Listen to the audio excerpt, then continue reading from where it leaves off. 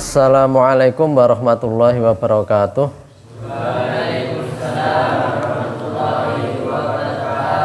Alhamdulillahi rabbil alamin. Alladzi nasta'inu wa nastaghfiruh wa nastahdihi wa na'udzu min syururi anfusina wa min sayyiati a'malina.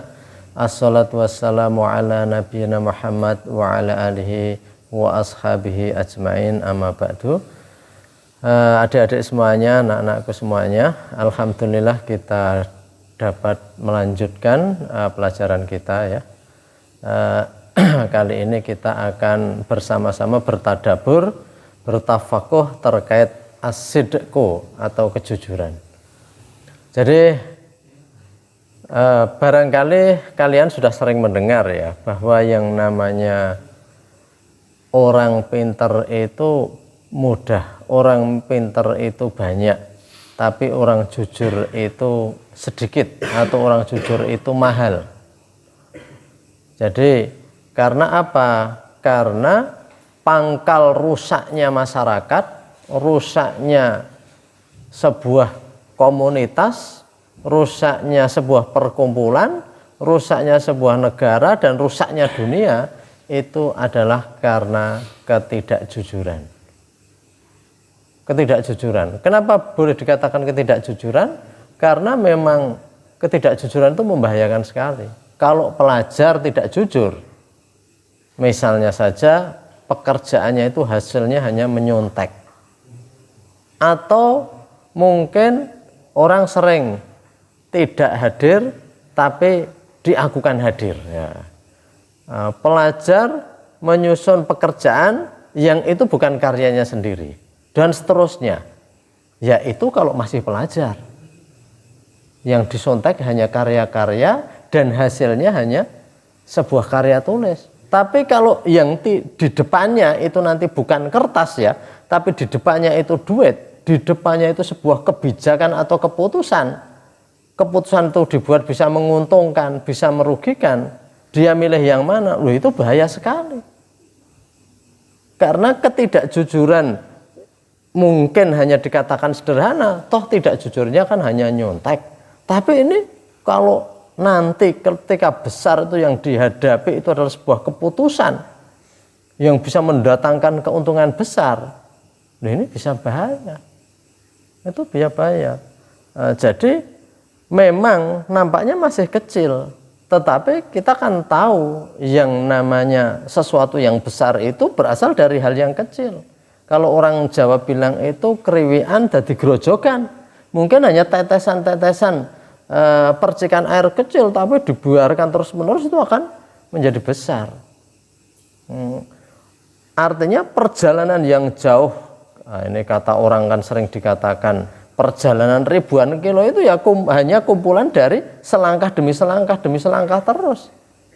Jadi ketidakjujuran yang kecil itu kalau dibiarkan, dan ketika orang itu menjadi orang yang menangani hal yang besar, wah itu akan menjadi serius. Sehingga kita nggak tahu apakah orang-orang yang melakukan kecurangan besar itu karena diawali dari kecurangan kecil dulunya dan dibiarkan. Itu makanya penting itu. Kalian mengerjakan pekerjaan itu harus jujur, karena baru belajar. Ya sama halnya yang mengajar juga harus jujur. Itu ketidakjujuran dalam pendidikan. Karena apa? Kalau belajarnya nggak jujur, wah ini susah. Jadi dokter misalnya nggak jujur, orang nggak harus operasi dikatakan operasi misalnya. Orang nggak harus diberi obat ini malah diberi obat ini. Misalnya begitu. Itu kan bisa bahaya. Kalau jadi ahli bangunan, dia juga nggak jujur. Mestinya cukup bangunan ini dengan pondasi yang segini saja sehingga uangnya sedikit, dibikin dia yang besar. Nah itu tidak jujur. Ya, kalau tidak jujurnya itu mengambil keuntungan, bisa bangunan itu roboh sebelum waktunya atau malah sebelum digunakan. Itu hasil ketidakjujuran. Banyak orang kena makanan beracun yang kemudian menjadi penyakit karena apa? Dalam makanan terkadang orang itu tidak sesuai dengan ditulis. Kan ada ingredients, itu kandungan makanan, tapi apa isinya begitu betul? Wong dulu pernah ditemukan tulisannya halal, tapi sebenarnya prosesnya melibatkan hal-hal yang diharamkan. Itu ada, itu udah terjadi di Indonesia. Nah, njur efeknya gimana nanti yang makan? Oh, itu namanya multiplier efek. Efeknya bisa luas sekali. Jadi ketidakjujuran itu atau kecurangan itu suatu hal yang memang harus kita upayakan untuk dihindari. Karena orang banyak meremehkan hal kecil, padahal hal besar itu dari suatu hal yang kecil. Ketika kecil itu dibiarkan, suatu saat dia akan menjadi besar. Jadi itu, makanya Islam itu meletakkan kejujuran itu sebagai suatu hal yang penting. Coba dalam Al-Quran itu, salah satu kelompok orang yang diberi nikmat itu siapa? Alladzina an'amta alaihim minan nabiyyin wasiddiqin wasyuhada wassolihin. Siddiqin, orang yang jujur dan berani membenarkan suatu yang benar. Mengatakan suatu yang benar itu dengan benar. Minan nabiyyin, dari para nabi yang diberi nikmat, wasiddiqin, orang-orang yang jujur dan berani membenarkan sesuatu yang benar. Karena ada sesuatu yang benar dikatakan salah. Jadi maka orang pintar tidak menjamin bahwa kehidupan itu akan baik. Maka ada pepatah Jawa, pinter geblinger, atau minter tapi minteri. Nah, itu artinya kepandaian itu tidak membawa keberkahan, justru menambah malapetaka. Karena gini, kalau orang bodoh itu curang, itu nggak begitu membahayakan karena dia bodoh. Kalau yang curang itu orang merubah sedikit saja ya alat, merubah sedikit saja teknologi yang canggih, wah itu membahayakan. Jadi kecurangan-kecurangan berdampak besar itu karena dilakukan oleh orang-orang pintar. Orang bodoh itu curangnya paling beli, dia ngambil 2 ngaku 1. Tapi hal-hal kecil itu. Jajan di warung. Wah, tapi kalau orang pintar, wah kecurangan itu bisa.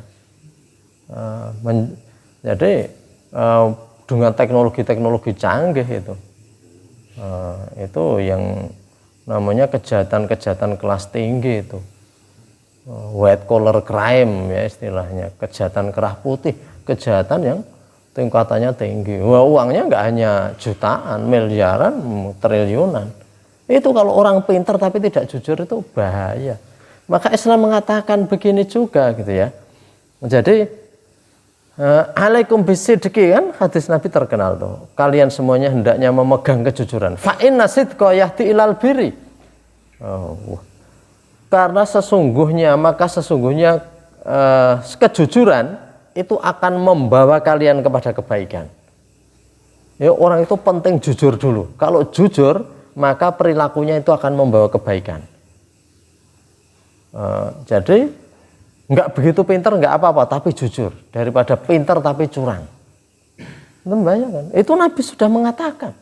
Nabi bersabda itu penting sekali. Sekali lagi saya katakan, negara itu bisa rusak kalau isinya walaupun pintar tetapi tidak jujur. Nah, ini yang bikin susah. Sekarang ini kita itu ya tadi ya, bahwa tidak mudah mencari orang yang jujur itu. Orang-orang itu apalagi di zaman sekarang, di mana semua orang sekarang ini suka pencitraan atau memamerkan dirinya sendiri. Pencitraan itu menampilkan sesuatu yang sebenarnya bukan aslinya. Orang malas dicitrakan rajin gitu ya. Orang nggak baik dicitrakan baik. Loh, itu kan memoles seperti dalam sandiwara di panggung-panggung. Di panggung-panggung itu kan ada peran begitu. Perannya di panggung, di sinetron rajin sholat. Padahal kenyataannya belum tentu rajin sholat. Nah itu kalau hal begitu kan dalam kehidupan sehari-hari orang pada begitu. Orang hidup dalam namanya hipokrisi, kemunafikan. Semua seperti pakai topeng ya. Wajah aslinya itu ditutupi semua. Loh, gimana arti kehidupan kalau begitu caranya? Maka fa'inna sidqa yahdi ilal birri, kejujuran akan membawa kepada kebaikan. Kalian juga harus jujur. Kalau melanggar apa-apa, gentleman. Iya mas, saya melanggar. Saya berani diberi hukuman. Itu namanya gentleman itu. Jadi diakui kalau memang sesuatu. Sebagaimana kebaikan juga diakui nggak apa-apa. Siapa yang menyapu ini kok bersih sekali ya? Saya Mas. Siapa yang piket ini kok demikian kotornya? Diakui, jujur saja. Karena kejujuran itu akan membawa kebaikan. Kalau kamu mengakui itu semuanya, kamu menjaga kejujuran, insya Allah nanti akan baik, dibenahi. Coba kalau kamu melanggar itu, kamu nggak mengakui pelanggaran itu, gimana cara membenahinya? Cara mendidiknya nggak bisa. Fa inna sidqa yahdi ilal birri. Jadi begitu. Kemudian ada lagi ini, ketika Sayyidina Abu Bakar dilantik menjadi khalifah, dia memberikan yang namanya pidato awal ya, pidato seperti pidato sambutan pertama ya, ketika dilantik ya. Entah disebut inaugural speech atau apalah, tapi yang penting ketika habis dilantik jadi khalifah, jadi presiden, Sayyidina Abu Bakar itu memberikan khutbah. Di antara isi khutbahnya itu gini, as-sidqu amanatun wal kadhibu khiyanatun. Yang namanya as-sidqu amanatun, kejujuran adalah bentuk atau manifestasi dari orang yang amanah, bisa dipercaya. Jadi orang itu kalau jujur, insya Allah nanti amanah, diserai apa-apa. Tapi kalau sudah curang, jangan tanya. Mesti sebaliknya, wal kadhibu khiyanatun. Kebohongan itu adalah sebuah pengkhianatan. Artinya kalau orang itu sudah bohong, maka dia akan curang, dan curang mengkhianati sesuatu. Wih, luar biasa loh ini. Ini orang terbaik setelah Rasulullah karena mengganti Rasulullah. Dan pidato awal ketika dilantik itu panjang sekali ya, panjang khutbahnya itu, tapi salah satunya as-sidqu amanatun wal kadhibu khiyanatun. Kejujuran atau sidik, as-sidqu amanah adalah salah satu manifestasi, salah satu pencerminan dari amanah, bisa dipercaya. Jadi kalau kamu jujur, insya Allah nanti akan amanah. Tolong, ini duit, tolong diberikan minyak. Ya kamu akan berikan minyak sesuai dengan harganya. Itu kalau orang bisa dipercaya, maka dia akan amanah. Al-kadhibu, dan orang bohong, orang yang suka curang, dikasih jabatan, dikasih posisi, dia akan khianat nanti. Ini bagus sekali kata-katanya. As-sidqu amanatun wal kadhibu khiyanatun. Jadi di mana-mana ini kayak rumus matematika. Kalau orang suka bohong, mesti tidak amanah nanti. Nah, khianat dia. Khianat itu lawan dari amanah. Nah, tapi kalau orang itu jujur, insya Allah itu akan amanah. Karena orang jujur itu apa saja disampaikan. Kalau dalam bahasanya orang sekarang, transparan. Transparan itu apa? Terbuka. Nah, jadi kemudian kalian juga tahu bahwa kebohongan itu juga akan mendorong kepada kebohongan yang lain. Itu tabiat kejahatan. Kejahatan, keburukan itu jarang berdiri sendiri. Kejahatan, dosa, keburukan itu biasanya akan melahirkan kejahatan-kejahatan baru. Maka itu seperti lingkaran, ya. Orang mengatakan the ring of fire, lingkaran api itu. Lingkaran api. Makanya orang sering bilang gini ya. Dan kamu bisa lihat di berita-berita. Misalnya saja, uang dapatnya dari hal curang, entah judi, entah mencuri, entah korupsi, biasanya nantinya kaitan kejahatan lain. Untuk beli miras, beli oplosan, untuk pelacuran, dan sebagainya. Jadi uang panas itu akan mendorong orang yang memegang untuk suka bermain api juga. Ini begitu. Makanya rangkaiannya itu coba. Ada orang misalnya di berita itu mencuri motor. Dijual untuk apa? Nanti dijual mungkin untuk berjudi. Dijual lagi untuk minuman keras. Untuk kejahatan-kejahatan lain. Jadi jarang kejahatan itu berdiri sendiri, jarang. Kejahatan itu akan melahirkan kejahatan lain. Sebagaimana kebohongan juga akan melahirkan kebohongan lain.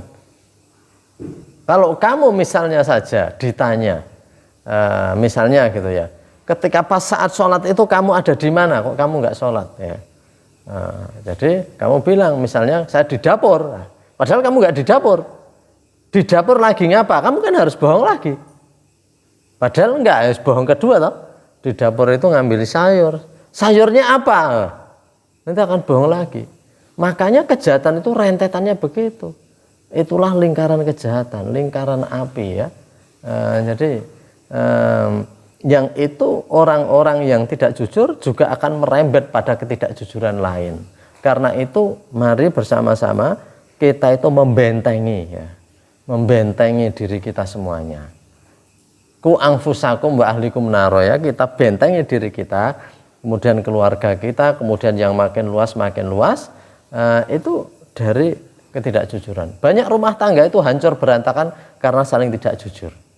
Sehingga suami mencurigai istri, istri mencurigai suami, orang tua mencurigai anak, anak mencurigai orang tua. Loh ini kok rumah tangga penuh curiga? Karena apa? Diawali ketidakjujuran. Ya gitu intinya ya. Nilai kejujuran itu mari kita jaga. Dari hal-hal kecil kita jaga. Agar kita bisa terjaga dari terhindar, agar kita bisa terhindar dari keterperosokan berikutnya.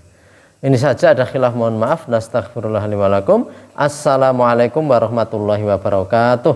Waalaikumsalam.